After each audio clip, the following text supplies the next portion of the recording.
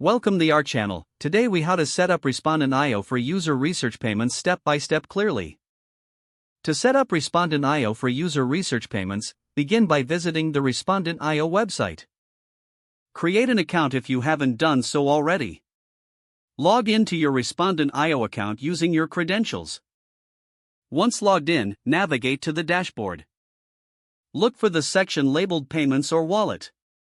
Click on the Add Funds or Deposit button. Select your preferred payment method, such as credit card or PayPal. Enter the amount you wish to deposit for user research payments.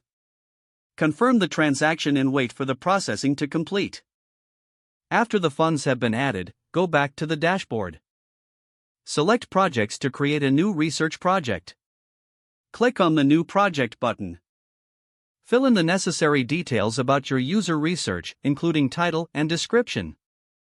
Set your target participant criteria for better results.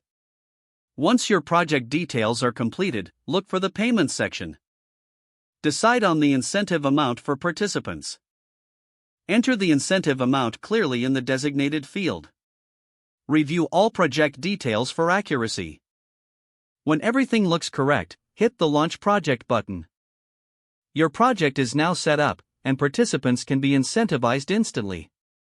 Monitor the participants' sign-up and engagement through your dashboard.